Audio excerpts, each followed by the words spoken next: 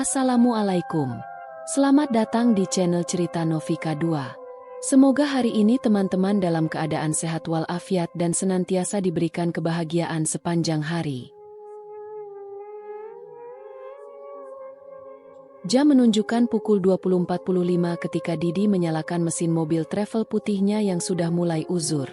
Toyota Hiace tahun 2011 itu mungkin tak lagi muda.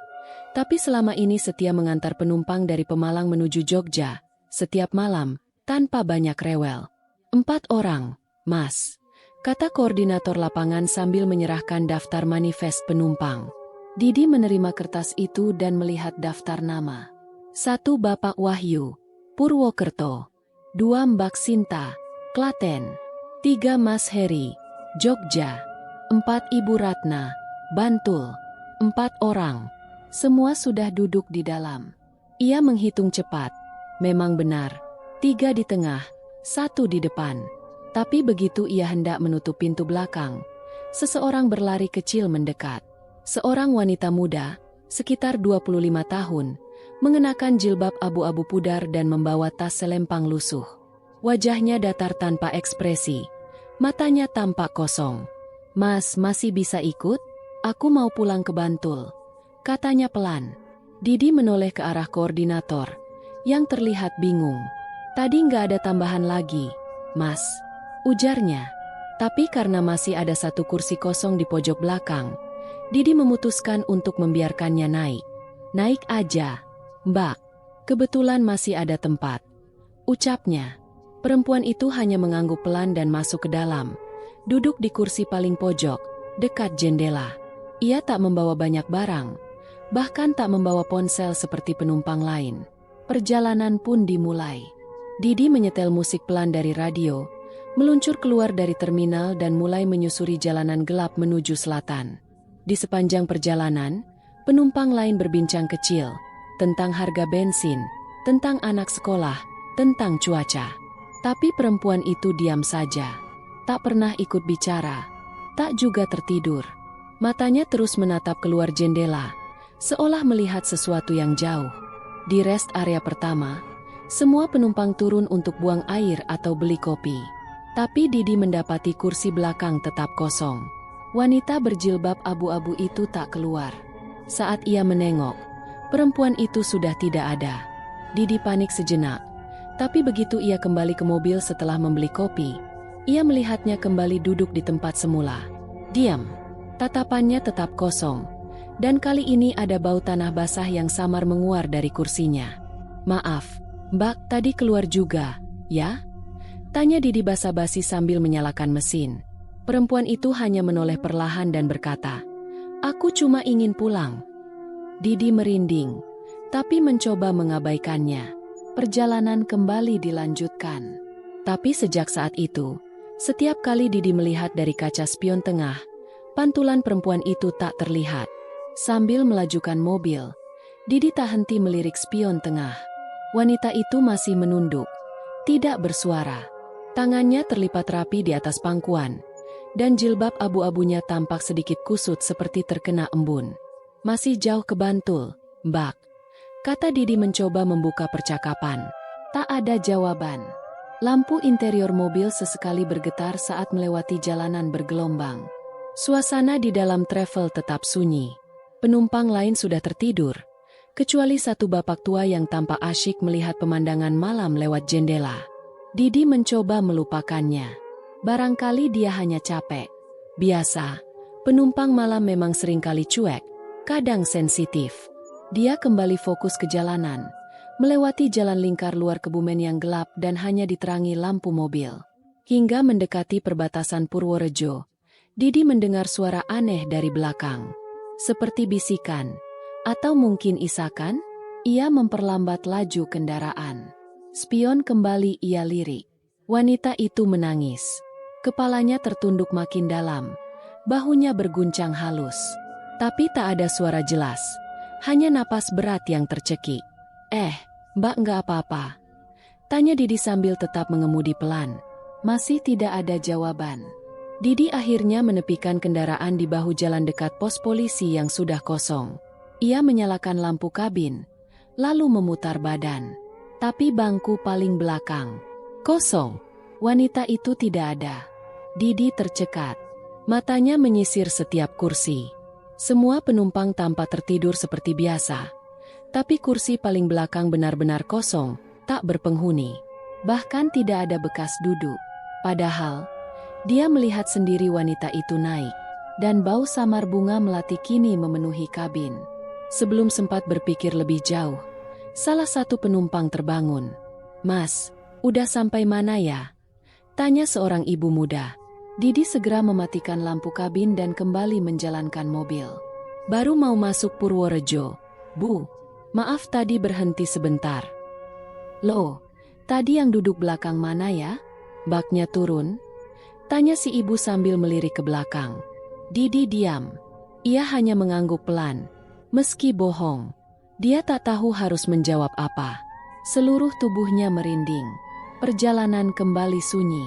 Tapi dalam hati, Didi tahu ia tidak sedang membawa 6 penumpang. Dia membawa 7.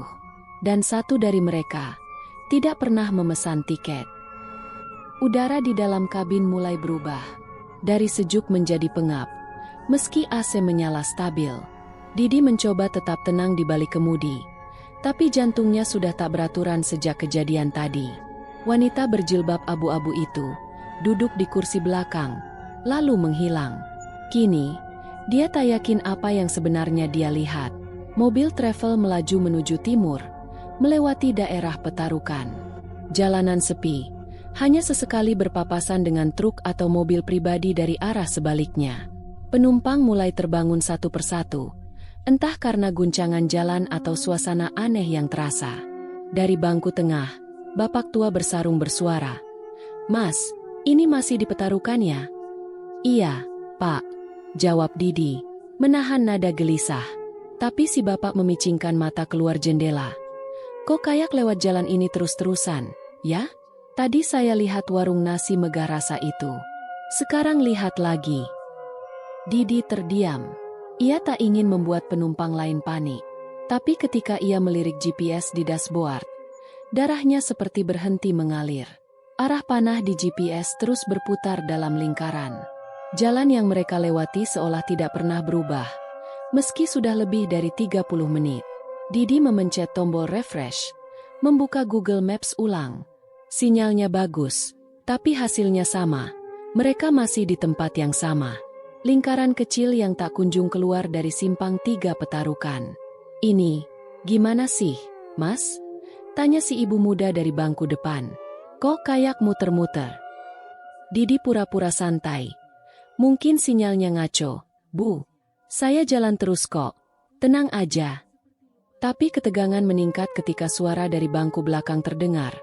Seorang wanita menangis pelan. "Mas, saya nggak enak badan." Suara itu berasal dari seorang ibu hamil muda, duduk di kursi dekat jendela. Wajahnya pucat, keringat dingin membasahi pelipisnya. Ia memegangi perutnya sambil menahan muntah. "Dari tadi kayak ada yang ngikutin kita," bisiknya lemah. Tapi cukup untuk membuat penumpang lain saling melirik cemas. Salah satu penumpang pria membuka jendela, menghirup udara luar. Mungkin baknya mabuk perjalanan. Namun, saat itu, Didi melirik kaca spion tengah. Ia ingin mengecek keadaan di bangku belakang, khususnya si ibu hamil. Tapi yang ia lihat justru membuatnya hampir membanting setir. Wanita berjilbab abu-abu itu duduk diam, tapi tidak terlihat dalam pantulan spion. Bangku itu kosong dalam pantulan kaca. Tapi jika ia memelototi langsung lewat bahunya, wanita itu jelas ada, diam, memandang jendela dengan tangan terlipat. Pantulan dan kenyataan tidak cocok. Keringat dingin mulai merembes dari leher Didi. Ia menelan ludah, berusaha tidak panik. Ia tahu, sesuatu yang sangat tidak wajar sedang terjadi di dalam mobil ini. "Mas, bisa berhenti sebentar enggak? Saya mual banget," pinta si ibu hamil, nadanya memohon. Didi mengangguk cepat. "Iya, Bu. Saya cari tempat aman buat berhenti ya." Ia menepi ke bahu jalan. Area sekitar gelap. Tak ada lampu jalan. Tapi terlihat semacam pos ronda tua di bawah pohon besar. Begitu mobil berhenti, si ibu hamil buru-buru turun, dibantu penumpang pria lain. Didi turun juga, membuka pintu belakang untuk mengecek. Ia menghindari melihat ke kursi pojok. Tapi begitu pintu terbuka, bau tanah basah dan bunga melati langsung menyeruak. Bukan aroma biasa. Ini seperti wangi dari dalam kubur. "Mas, siapa tadi yang duduk di sini ya?" tanya penumpang pria yang ikut membantu, menunjuk kursi belakang. Didi menggeleng cepat. "Nggak tahu. Barangkali mbaknya tadi turun sebelum kita semua sadar." Namun saat ia menoleh ke lantai mobil, terlihat jejak kaki basah. Seperti seseorang yang berjalan tanpa alas, meninggalkan noda air keruh di lantai travel. "Ada yang naik dari luar?" tanya si pria itu pelan. Didi tidak menjawab. Mereka kembali ke dalam mobil. Si ibu hamil mulai merasa baikan. Didi menghela napas, menyalakan mesin, dan berusaha fokus. Namun sebelum ia menginjak gas, radio mobil menyala sendiri. Suara gemerisik. Lalu, terdengar suara pelan. Suara anak perempuan menyanyikan lagu dolanan Jawa. "Cublak-cublak sueng, suengeteng gelenter, mambu ketundung gudel." Didi langsung mematikan radio. Tapi bahkan setelah tombol ditekan, lagu itu masih berputar beberapa detik. Lalu meredup pelan seperti menguap ke dalam udara. Sunyi kembali menyelimuti. Mobil melaju perlahan. Tapi tak seorang pun tidur lagi malam itu. Hujan turun deras ketika Didi akhirnya berhasil keluar dari lingkaran jalan yang berulang itu. Ia menepi sejenak di pom bensin kecil yang sepi, berharap hujan sedikit mereda. Wajah-wajah penumpangnya tampak lelah, terutama ibu hamil yang tadi hampir muntah. Seorang bapak-bapak sempat mengusulkan untuk berhenti total dan menunggu subuh. Tapi Didi bersikeras mereka harus terus melanjutkan perjalanan. Waktu menunjukkan pukul 1.47 dini hari. "Mas, itu mbaknya yang duduk di belakang gak turun-turun, ya?" tanya seorang penumpang muda. Lelaki berkacamata dengan headset masih menggantung di lehernya. Didi menoleh ke belakang. Bangku paling belakang tampak kosong. Ia sempat ragu. Bukankah tadi wanita berjilbab abu-abu itu masih duduk di sana? Diam-diam, tenang, tak pernah bersuara selama perjalanan. Ia turun dari mobil, membuka pintu belakang. Hanya ada kursi kosong yang basah di salah satu sudutnya. Seolah baru saja ditinggal seseorang yang membawa hawa lembab. Ia menyentuh sandaran kursi. "Dingin. Mbaknya kemana?" tanya ibu hamil dengan suara lemah. Didi menelan ludah. "Mungkin turun waktu kita tadi berhenti sebentar tadi." "Mas, saya duduk di depan pintu. Nggak ada yang turun," kata si bapak berkacamata. Suasana menjadi sunyi. Bahkan suara hujan terdengar pelan sekarang, seperti menjauh. Di luar, lampu-lampu jalan tampak buram diselimuti kabut. Didi kembali ke kursi kemudi. Tangannya sedikit gemetar saat menggenggam setir. Ia coba menenangkan diri, mencoba masuk akal. Mungkin benar, penumpang itu turun saat semua orang panik karena jalan berulang tadi. Tapi, ia tidak ingat menghentikan mobil lama. Hanya beberapa detik berhenti. Tidak cukup waktu bagi seseorang turun tanpa terlihat. Ia menyalakan mesin. Radio mobil menyala otomatis, mengeluarkan suara serak seperti tersambung ke saluran kosong. Tapi sesaat kemudian terdengar suara gumaman. "Pulang, pulang." Didi buru-buru mematikan radio. Mereka kembali ke jalan utama. Rute sekarang mulai terasa familiar. Lampu-lampu kota terlihat di kejauhan, dan papan petunjuk bertuliskan "Selamat datang di Kebumen" muncul beberapa meter ke depan. Didi merasa sedikit lega. Namun tak lama, mobil kembali bergetar pelan. Ada suara seperti benda berat di atap mobil. Lalu sesuatu menyeret di atasnya. Panjang, lambat, dan menyakitkan telinga. Bra! Mobil terguncang keras. Didi injak rem sekuat tenaga. Penumpang terkejut dan berseru. Didi cepat-cepat keluar memeriksa. Takut mobil menabrak sesuatu.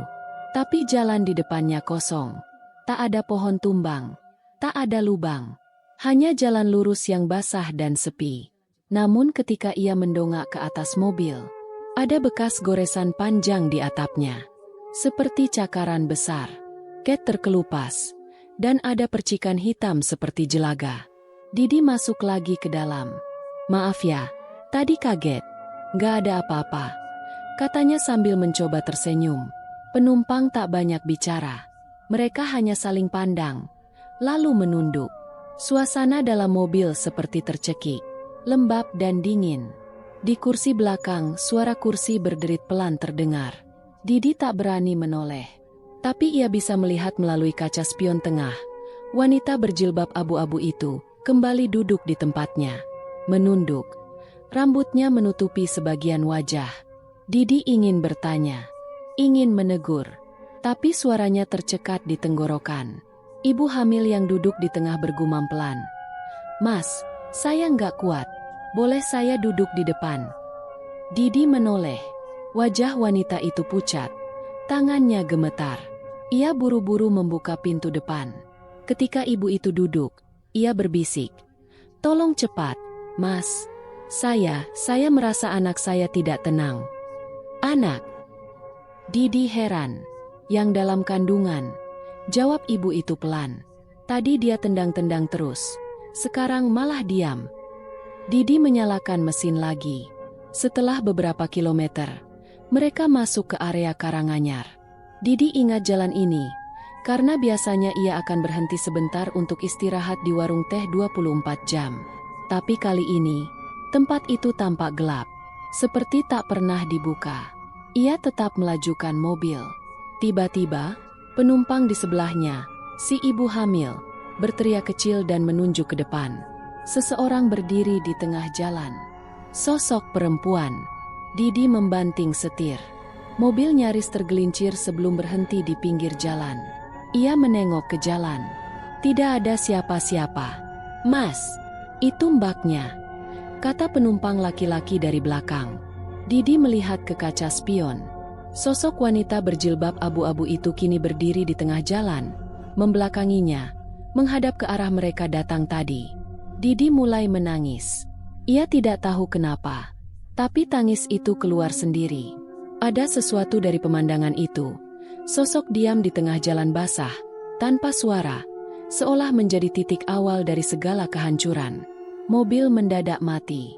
Semua lampu padam. Suasana gelap gulita. Dan dari belakang terdengar suara napas. Dekat, sangat dekat. Seolah ada yang berdiri di belakang bahu Didi, membisikkan sesuatu yang dingin dan berat. "Mas." Suara ibu hamil itu gemetar. Pintu belakang terbuka sendiri. Didi menoleh cepat. Pintu belakang sisi kiri sedikit terbuka, berayun pelan-pelan. Seseorang masuk, tapi tak ada yang melihat siapa. Lampu mobil menyala kembali. Mesin hidup dengan sendirinya. Didi langsung menyalakan gas dan melaju. Selama beberapa menit, tak ada yang berbicara. Semua terdiam, mematung dalam ketegangan yang tidak wajar. Ketika mereka memasuki daerah Gombong, penumpang di kursi tengah, lelaki muda berkacamata, akhirnya berkata, "Mas, saya rasa mbaknya itu bukan manusia." Semua menoleh. "Waktu kita tadi muter-muter di Petarukan, saya lihat dia jalan keluar masuk jalan yang sama. Seolah dia penunjuk arah. Tapi bukan untuk kita. Dia hanya mau pulang." Didi menelan ludah. "Pulang kemana?" "Ke tempat dia meninggal, mungkin," sahut si bapak yang duduk paling belakang. "Kalau ini betul, berarti kita bawa arwah." Mobil mendadak dingin. Ibu hamil mulai menangis pelan. Didi menarik napas panjang. "Saya mau tanya, tadi siapa yang lihat dia naik ke mobil?" Semua saling pandang. Tak ada yang menjawab. Dan itu jawaban paling menakutkan. Mereka hampir memasuki wilayah Bantul. Didi melihat papan jalan bertuliskan Imogiri. Ia mulai ingat. Kata wanita itu waktu pertama kali naik, "Saya mau pulang ke Bantul." Didi menoleh ke kaca spion lagi. Wanita itu sudah tak ada. Bangku belakang kosong. Tapi di jendela ada bekas telapak tangan kecil. Bak, seperti menempel dari dalam. Ponsel Didi berbunyi. Nomor tak dikenal. Ia angkat dengan ragu. "Halo?" Dari ujung sana, suara perempuan pelan menjawab. "Mas, saya udah di depan rumah. Tapi pintunya masih terkunci. Bolehkah Mas bukakan?" Sebelum Didi bisa menjawab, sambungan terputus. Ia berhenti di pinggir jalan. Di sebelahnya, ada rumah tua kecil, halaman penuh ilalang, dan pintu kayu yang menggantung miring. Di depannya, wanita berjilbab abu-abu berdiri diam, menatap ke arah mobil. Didi turun. Ia seperti terseret oleh sesuatu yang tak bisa ia lawan. Langkahnya berat, udara seperti padat. Wanita itu berkata, "Bapak saya dulu supir. Dia juga sering lewat jalur ini. Tapi waktu saya ikut, kami kecelakaan di tikungan sebelum masuk kota. Saya nggak pernah sampai rumah." Suara itu lemah, seperti bergema dalam kabut. Didi tak bisa berkata apa-apa.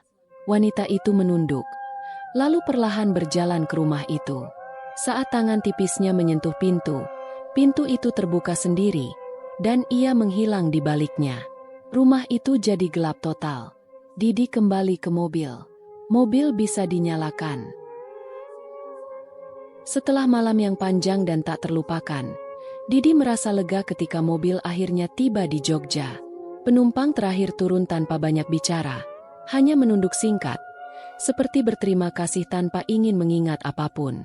Langit sudah mulai terang, tapi rasanya matahari enggan benar-benar terbit pagi itu. Didi masih duduk di balik kemudi, terlalu lelah dan bingung untuk segera turun. Matanya melirik kaca spion. Kursi belakang sudah kosong, tidak ada wanita berjilbab abu-abu. Tapi kerudungnya masih ada. Menempel di jok seolah tertinggal dengan sengaja. Dengan ragu, Didi memungutnya. Ujung kain itu dingin, licin seperti habis direndam di air tanah. Ia memasukkannya ke dalam plastik dan menyimpannya di bawah jok. Tak tahu kenapa, pagi itu ia pulang ke rumah kontrakannya di Sleman. Istrinya, Ayu, yang sedang hamil muda, membukakan pintu. Wajah Ayu tampak bingung melihat Didi datang lebih pagi dari biasa. "Masih subuh, kok sudah sampai?" tanyanya. Didi hanya menjawab dengan senyum singkat. "Penumpang gak banyak.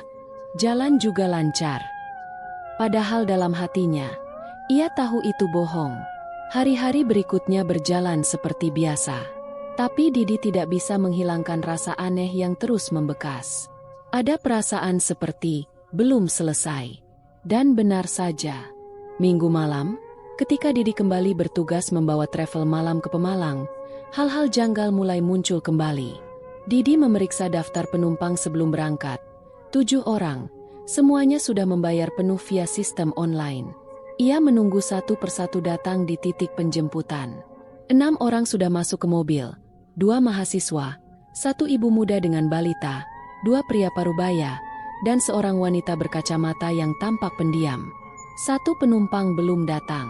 Tapi ketika Didi menoleh ke dalam mobil, ia menghitung sudah 7. Ia melihat kembali ke daftar. Nama terakhir, Ratnasari. Tidak ada foto profil, hanya keterangan pick up point, depan SPBU Prambanan. Ia tanya ke penumpang lain, "Maaf, barangkali ada yang namanya Mbak Ratnasari?" Semua menggeleng. Didi menghitung lagi. 1, 2, 3, 7. Tapi tak ada yang mengaku bernama Ratnasari. Mobil tetap berangkat. Didi mencoba menenangkan diri.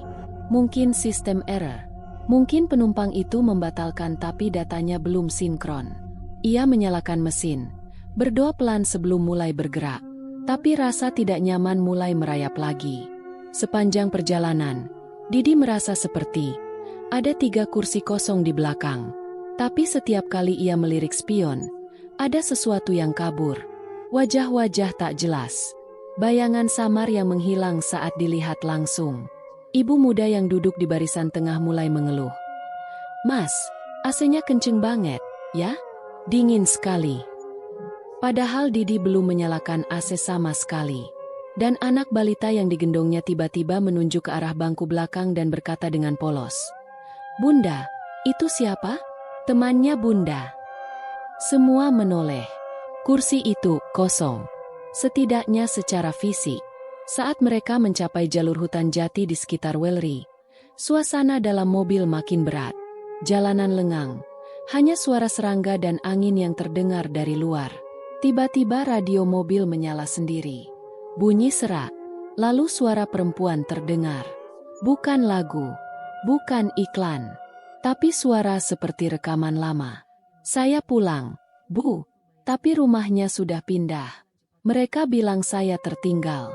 Tapi saya masih di sini. Masih di sini. Radio mati sendiri. Semua penumpang kini terdiam. Sebagian mulai panik. Mahasiswa yang duduk di belakang sopir memeluk tasnya erat-erat. Mas, bisa nyalain musik yang lain gak? Yang biasa-biasa aja. Pintanya. Didi mengangguk. Ia menyalakan flash disk lagu-lagu lama. Suara Didi Kempot mengisi kabin. Tapi rasanya suara itu malah terdengar lebih sendu dari biasanya. Beberapa menit kemudian, Didi melihat ke kaca spion. Kursi belakang kini terisi penuh. 3 orang. Semua menunduk. Satu di antaranya berjilbab abu-abu. Ia menghentikan mobil mendadak. Penumpang terkejut. Maaf, saya harus cek ban, katanya sambil cepat-cepat turun. Di luar, ia memegangi kepalanya. Nafasnya berat. Dunia terasa kabur. Mas, nggak apa-apa? Tanya salah satu penumpang dari jendela. Sebentar aja, saya cuma butuh udara. Didi berjalan ke belakang mobil. Lampu rem menyala redup. Dan dari pantulan logam pintu bagasi, ia melihat sesuatu. 3 sosok berdiri di belakang jendela belakang, memandang ke arah hutan. Tak bergerak, tak bernapas. Ia menoleh cepat. Tidak ada siapa-siapa. Tapi saat kembali ke kursi kemudi, kerudung abu-abu itu sudah ada di dashboard. Padahal sebelumnya ia sembunyikan di rumah. Di bawah jok, di dalam plastik, di rumah. Setibanya di Pemalang, Didi menurunkan penumpang satu persatu. Semua seperti terburu-buru ingin pergi. Seperti sadar ada sesuatu yang mengikuti perjalanan mereka. Namun saat semua sudah turun, Didi menghitung ulang jumlah penumpang tadi. 6. Hanya 6 yang pernah benar-benar naik. 3 lainnya tidak terdaftar. Tidak dikenal. Ia melirik ke bangku belakang. Kosong. Tapi joknya basah. Seperti baru saja diduduki. Dan pada lantai mobil, ada bekas lumpur dan 1 lembar tiket travel usang bertuliskan Ratnasari, Bantul 1999. Tanggalnya sudah pudar. Tapi tinta merah pada kata 1999 seolah baru saja ditulis. Didi tidak pulang malam itu. Ia tidur di musola agen travel, mencoba mengusir rasa takut dengan ayat-ayat pendek yang ia hafal. Tapi sebelum tertidur, ia mendengar suara dari luar.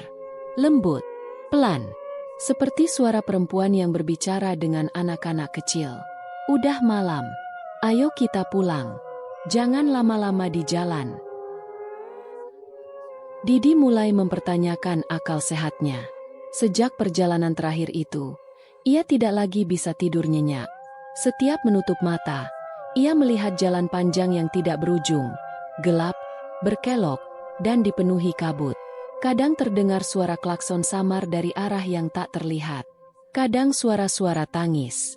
Kadang suara perempuan yang memanggil namanya perlahan, seolah sedang duduk tepat di belakang joknya. Ia memutuskan untuk mengambil cuti seminggu.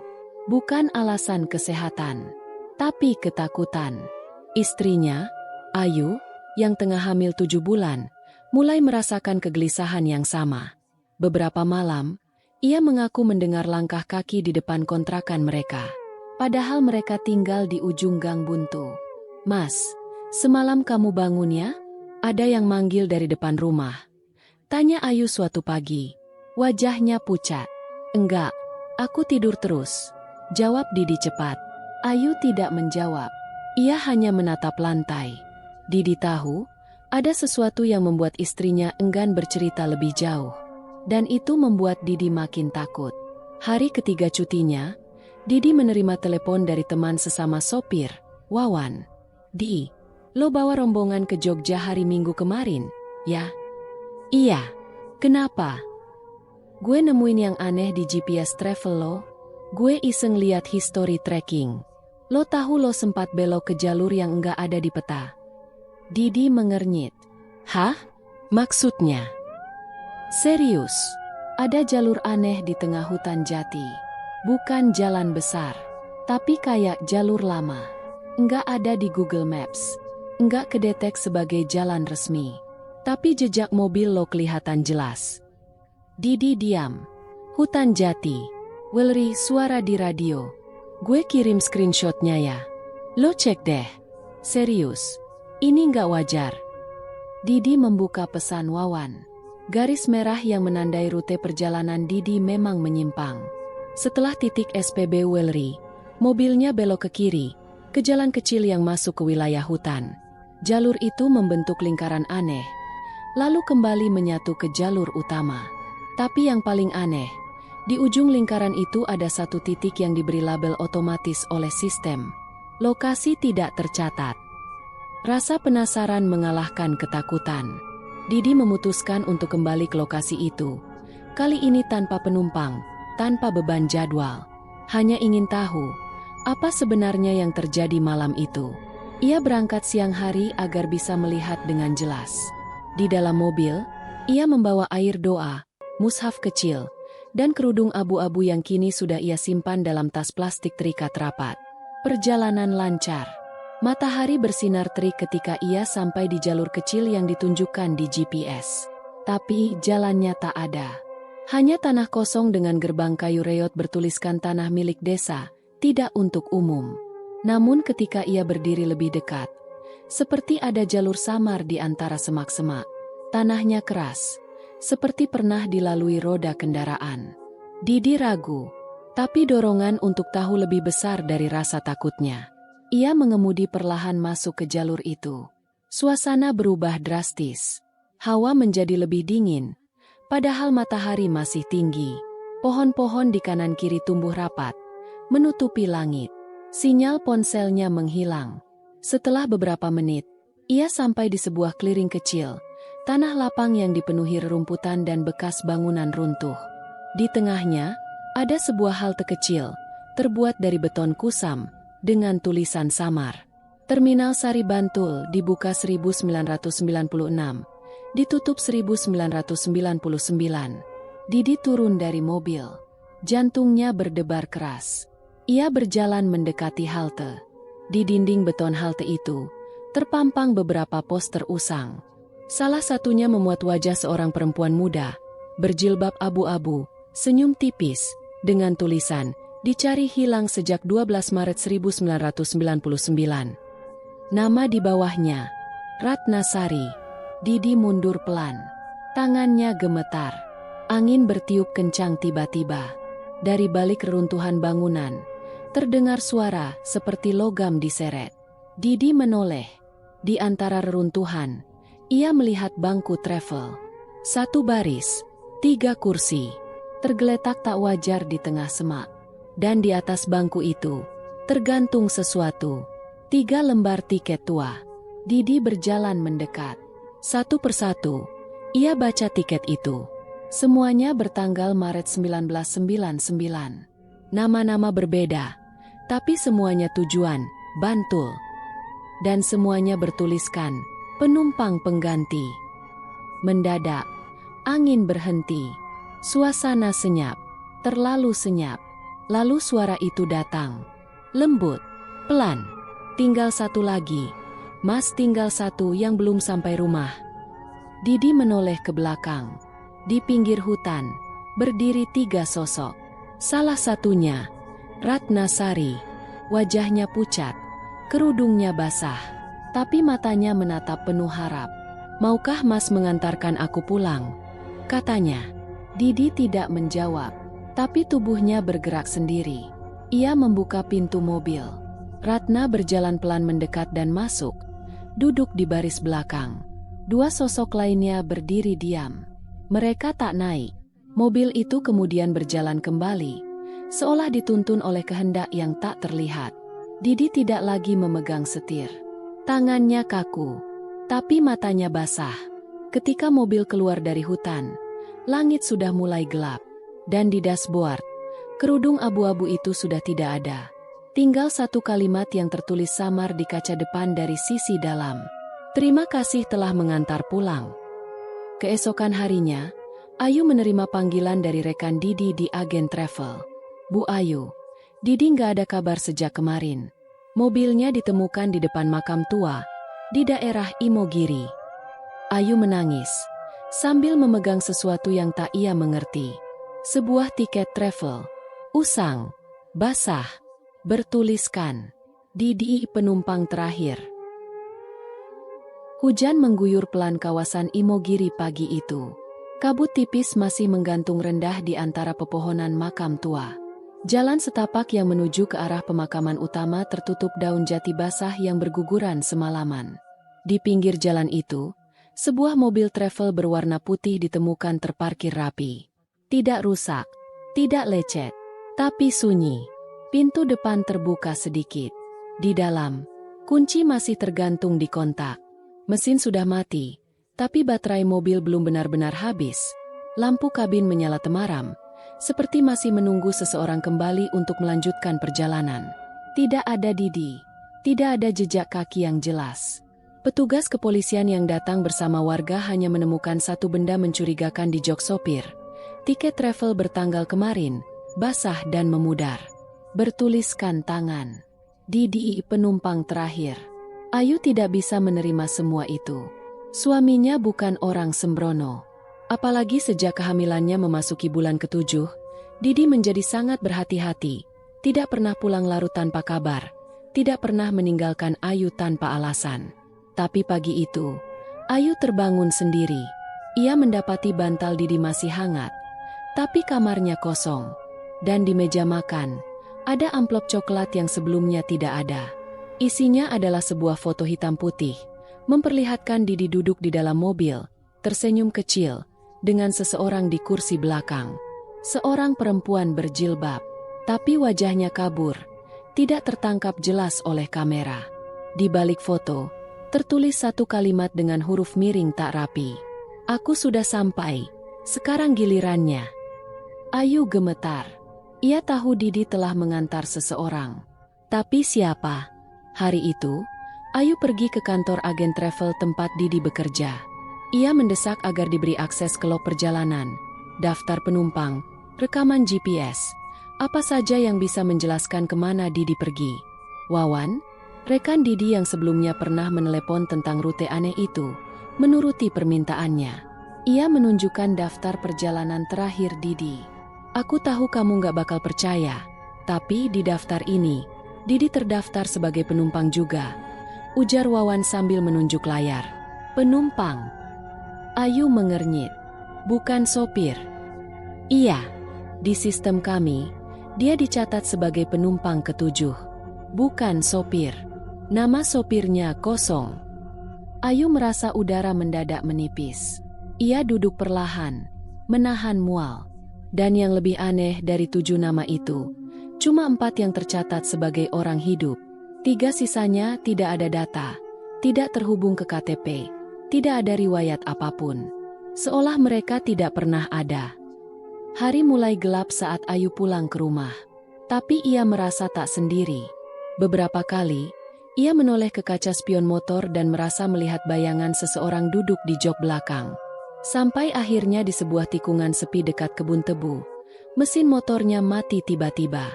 Tak ada sinyal, tak ada suara, hanya desir angin dan nyanyian serangga malam. Ayu mencoba menghidupkan kembali motor, tapi gagal.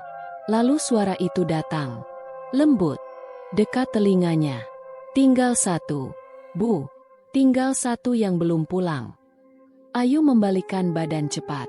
Tak ada siapa-siapa. Tapi di jok belakang motornya, ada setangkai melati basah dan sobekan tiket travel tua. Malam itu, Ayu tidur dengan Al-Quran di dada. Tapi mimpinya tidak bisa dihentikan. Ia berada di dalam mobil yang sama. Didi menyetir, dan di kursi belakang, 7 sosok duduk dalam diam. Semuanya menunduk, semuanya mengenakan pakaian lusuh. Tidak ada yang berbicara, kecuali satu. Ratna Sari. Kini wajahnya lebih jelas, lebih hidup. Ia menatap Ayu melalui kaca spion dalam mimpi itu, dan berkata, Ibu harus mengantar yang terakhir. Kalau tidak, perjalanan ini akan terus berulang. Pagi harinya, Ayu membuat keputusan yang mengejutkan semua orang. Ia menyewa mobil dan memaksa untuk menelusuri jalur yang sama yang dilalui Didi. Ia meminta Wawan menunjukkan titik aneh yang disebut lokasi tidak tercatat. Wawan sempat melarang. "Bu, itu jalan nggak normal. Waktu saya ke sana, GPS saya mati total. Suara di radio muter-muter sendiri. Saya juga dengar suara yang nggak jelas."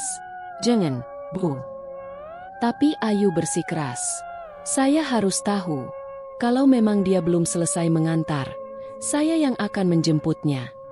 Petang menjelang saat Ayu mencapai titik masuk jalur lama itu. Gerbangnya masih sama. Kayu lapuk bertuliskan tanah milik desa, tidak untuk umum. Tapi kali ini, seolah tahu bahwa tujuannya berbeda. Gerbang itu terbuka sedikit, cukup untuk satu mobil masuk.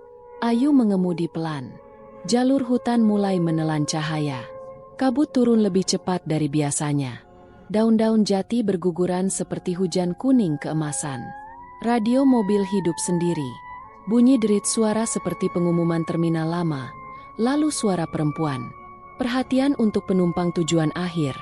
Persiapkan perjalanan satu arah." Ayu menangis diam-diam. Ia tahu, jika ini benar perjalanan satu arah, maka dirinya tak akan kembali. Tapi ia juga tahu, Didi menepati janji, dan ia pun akan melakukan hal yang sama.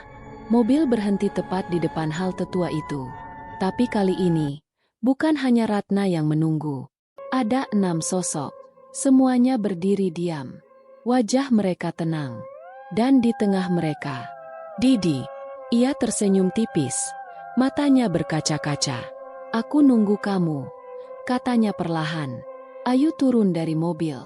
Angin menerpa tubuhnya seperti pelukan dingin. Tapi ia tak goyah. Ia berjalan ke arah Didi, menggenggam tangannya. "Saatnya pulang, Mas," ucapnya. Ratna Sari menatap mereka berdua, lalu menunduk, seperti memberi hormat. Di antara kabut, suara lonceng kecil berdentang 3 kali, dan halte itu lenyap. Pagi harinya, warga yang lewat di jalur utama Welri, Jogja menemukan sebuah mobil terparkir rapi di pinggir jalan. Kosong, bersih, tapi ada 7 bunga melati di jok belakang.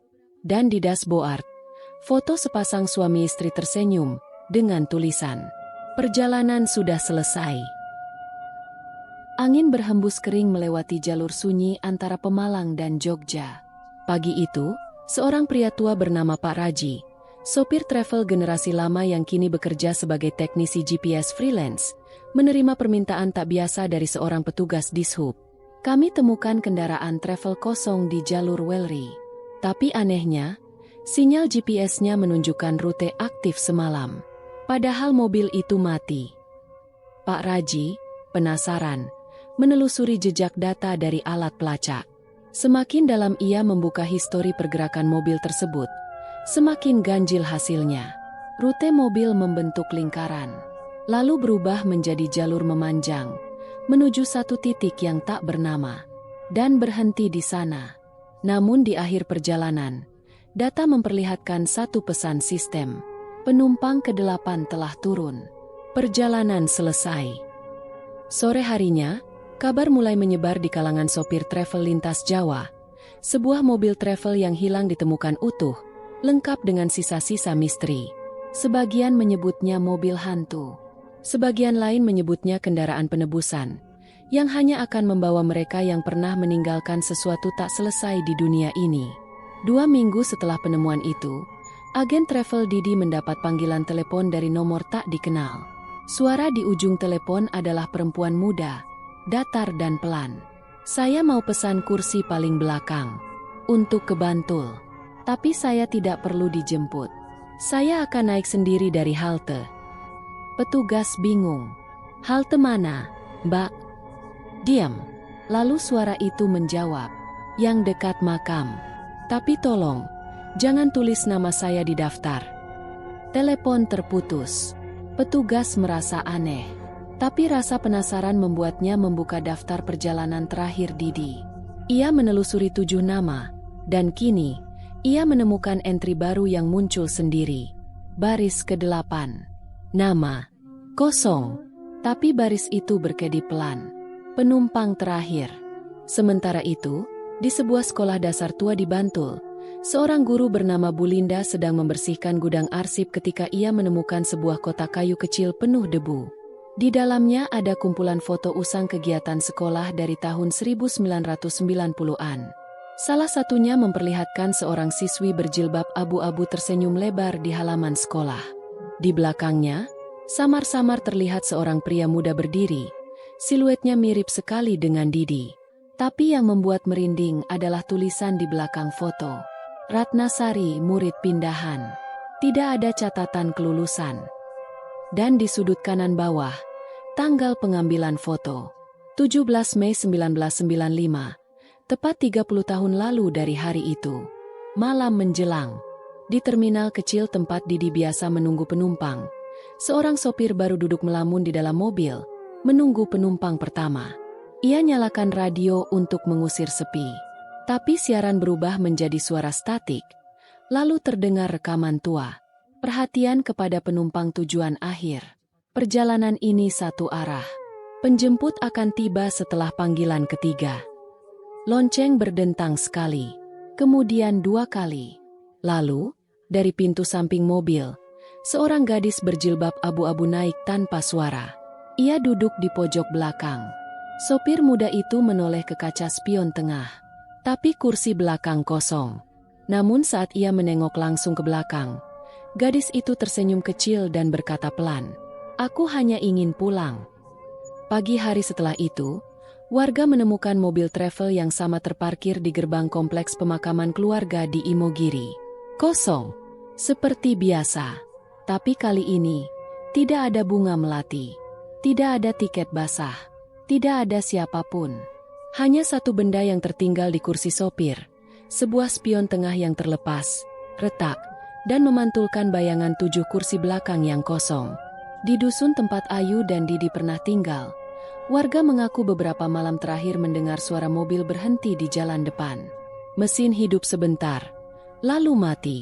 Setiap kali dilihat keluar, tak ada apa-apa, kecuali bau wangi samar seperti bunga malam. Dan kadang-kadang, saat bulan benar-benar penuh, terdengar suara langkah pelan di luar rumah. Kemudian seseorang mengetuk pelan. Tok, tok, tok. Lalu bisikan, "Masih ada yang belum pulang."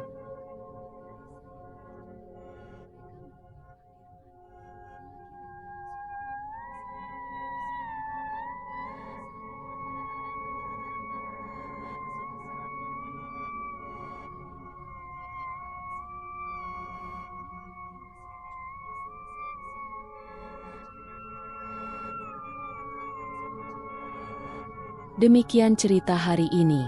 Semoga teman-teman dapat terhibur dan dapat mengambil hikmah kebaikan isi di dalamnya. Jangan lupa juga bagikan cerita ini kepada teman-teman yang lain agar mereka juga bisa mendapatkan hiburan yang sama. Mohon maaf apabila ada kesalahan kata dan ucapan kami dalam membacakan cerita ini. Terima kasih dan wassalamualaikum.